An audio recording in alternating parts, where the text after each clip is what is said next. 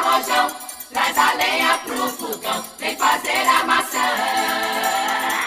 Hoje é um dia de sol, alegria de forró, é curtir o verão.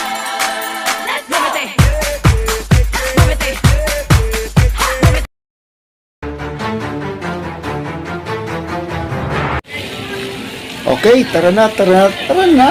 Seascape na Bevich po tayo.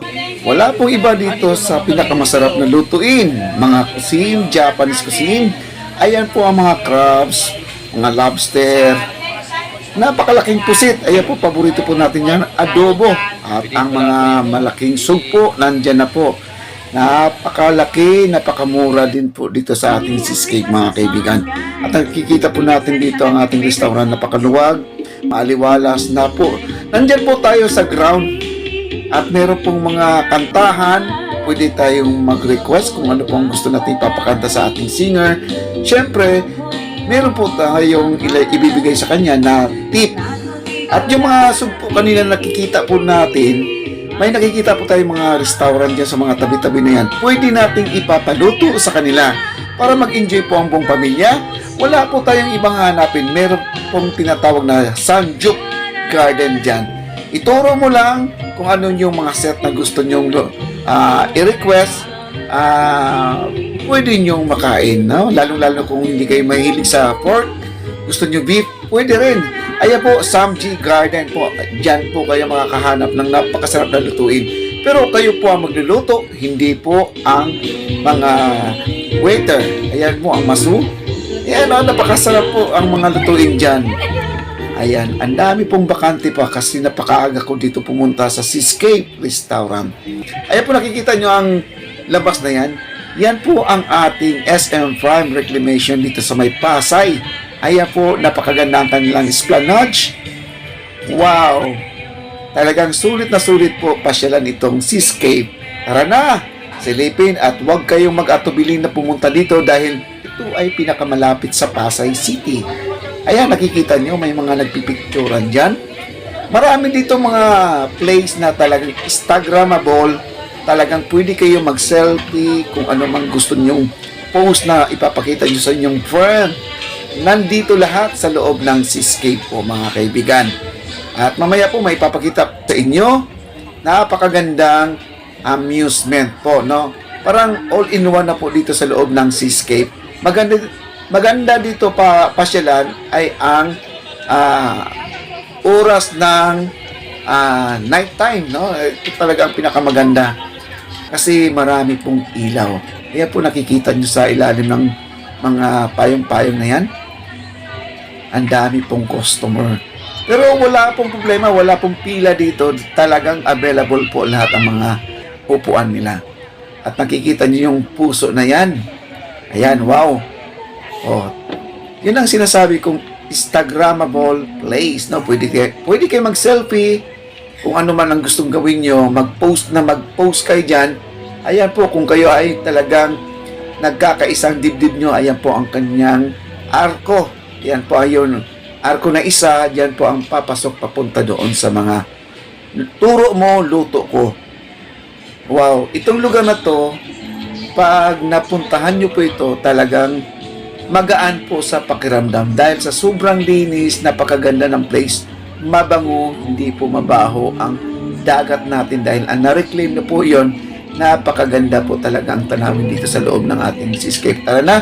Tayo ay maglakad-lakad po. Pasensya na po, medyo magalaw po ang ating camera. Ayan po, no? At makikita nyo napakaganda ng mga halaman na yan. At tayo ay pupunta doon sa may dulo. Makikita po natin yung mga napakagandang kumuha ng view sa ating likuran. Isa na yan, no? Entrada pa lang yan, pero ganyan na po ang kanyang hitsura. Wow, napakaganda po. Kaya huwag kayong mag-atubiling pumunta dito sa Seascape kasi nag-iisa lang po ito sa Pasay. Wow! May mga blossom pa na halaman dyan. May ano bang tinatawag yan? Parang nyug, no? At yung mga waiter natin, di po kayo magdadalawang isip na umorder o maakit sa kanila dahil yung mga bit-bit po nila ay mga menu po yan. Talagang sa menu pa lang talagang mabubusog na kayo, hindi pa kayo nakakain. Wow! Ayan po mga kaibigan, napakaganda ng mga palamuti natin sa ating daanan at ang kanilang mga halaman, napakaganda. Kaya talagang sulit na sulit po dito pag kayo ang mamasyal. Wala pong masayang na oras dahil ang itong seascape na to, all-in-one na po ito. Ayan po. Ang wala lang dito mga kaibigan, yung swimming pool kasi hindi naman talaga resort to, kundi ito ay restaurant. Okay? Sulit na sulit. Ayan po, marami pang mga payong nakatiklop dahil wala pa gaanong customer na dumating. Ayan po ang ating live band. Nakikita nyo? Close up natin. Ayan po. Pwede kayong mag-request dyan kung anong gusto nyo ipapakanta sa ating singer. Napakagaling po ng ating singer. Kahit Chinese, kaya-kaya niya kantahin. Ayan po, no? At nandito na po tayo sa may bandang gitna, sa may building ng ating seascape, mga kaibigan. Wow! Napakaganda. Pagmamasdan nyo mabuti hanggang sa dulo po. At meron silang painting dito. Yan po ay talagang gawa sa kamay, no? At napakagaling po ng gumuhit itong painting na to. Yan. At pasyal pa tayo. At nandiyan yung magbabarkada. Nagpipicturan dito sa loob ng ating seascape. Ito yung pinakasentro ng seascape, mga kaibigan. Meron tayong mga fountain. Pwede tayo mag-abang dyan kasi minsan sumasabay po sa music yan. At yung sa bandang itaas, maraming mga lantern. At syempre naman, ang ating Chinese New Year, mula nung 22 hanggang 29 pa po ang ating Chinese New Year. Wow! Napakaganda ng place na to. Kaya wala gaanong tao dito sa area na to dahil dito nyo po mabibili ang mga fresh na seafoods. Ayan po. Ayan po, nakikita nyo mga amusement, mga chikiting natin na talagang naghahanap ng masasakyan. Ayan po ang ating mga amusement. At pwede kayong kumuha ng token, meron naman dyan. At pwede kayong maglaro dyan. No?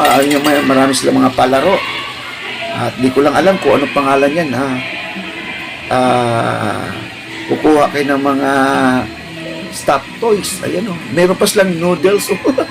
Nakakatuwa naman. Pag nagutom ka, dito ka na lang po kumuha. Kung makakakuha po kayo. Kung gusto nyo ma-exercise sa inyong mga kamay nyo, galingan nyo sa pagsushoot. Ayan po, ang daming bakante pa. Wala pa gaanong naglalaro dahil napaaga kami dumating dito sa ating seascape. Kaya po mga kaibigan, panoorin nyo hanggang sa dulo. Maraming salamat po. It's me, Papa D Channel. Huwag natin ang aking notification bell. Thank you so much para updated kayo sa lahat ng mga video ni Papa D Channel. Siyempre, subscribe naman po tayo. Maraming salamat po. Bye-bye. Panoorin hanggang sa dulo. Napakaganda po. Thanks.